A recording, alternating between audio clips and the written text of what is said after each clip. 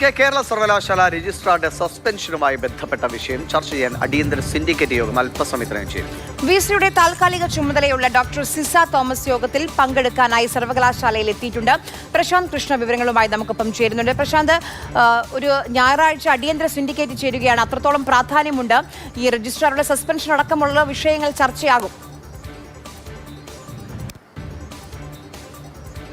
ആര്യ, തീർച്ചയായും. കാരണം ഈ വിഷയത്തിന് രജിസ്ട്രാറിൻ്റെ സസ്പെൻഷനുമായി ബന്ധപ്പെട്ട വിഷയത്തിലാണ് ഇന്നിപ്പോൾ അടിയന്തര സിൻഡിക്കേറ്റ് യോഗം നിശ്ചയിച്ചത്. ഇപ്പോൾ 11 മണിക്ക് ചേരാനും പോകുന്നത്. ഇത് മാത്രമല്ല, അതിന് കാരണം നാളെ രജിസ്ട്രാർ KS അനിൽകുമാർ തൻ്റെ സസ്പെൻഷൻ പിൻവലിക്കണം, അല്ലെങ്കിൽ ആ നടപടിക്കെതിരെ ചോദ്യം ചെയ്തുകൊണ്ട് ഹൈക്കോടതിയിൽ സമർപ്പിച്ച ഹർജി, അതിൽ സ്റ്റേ അനുവദിച്ചിട്ടില്ല.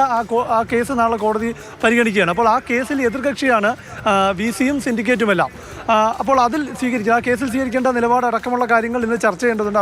അതുകൊണ്ടാണ് അടിയന്തര സിൻഡിക്കേറ്റ് ഇന്നിപ്പോൾ ചേരുന്നത്. ഏറ്റവും പ്രധാനം, നമുക്കറിയാം, ഇവിടെ സെനറ്റ് ഹാളിനകത്ത് ഈ ഭാരതാംബ ചിത്രം, RSSൻ്റെ പരിപാടികളിൽ ഉപയോഗിക്കുന്ന ഭാരതാംബ ചിത്രം ഉപയോഗിച്ച് ഒരു സ്വകാര്യ സംഘടന പരിപാടി നടത്തിയപ്പോൾ ആ വേദിയിലേക്ക് ഗവർണർ ഉദ്ഘാടനം ചെയ്യാൻ എത്തുന്നു. ഗവർണർ എത്തിയതിന് ശേഷം ഈ പരിപാടിയുടെ ഹാൾ രജിസ്ട്രാർ റദ്ദാക്കി. ഇത് സംസ്ഥാനത്തിൻ്റെ തലവനായ ഗവർണറോടുള്ള അവഹേളനം, ചാൻസലർ, യൂണിവേഴ്സിറ്റിയുടെ തലവനായ ചാൻസലറോടുള്ള അവഹേളനം, ഈ വിഷയങ്ങൾ ഉന്നയിച്ചാണ് വൈസ് ചാൻസലർ മോഹൻ കുന്നുമ്മൽ ഈ രജിസ്ട്രാർ KS അനിൽകുമാറിനെ സസ്പെൻഡ് ചെയ്തത്.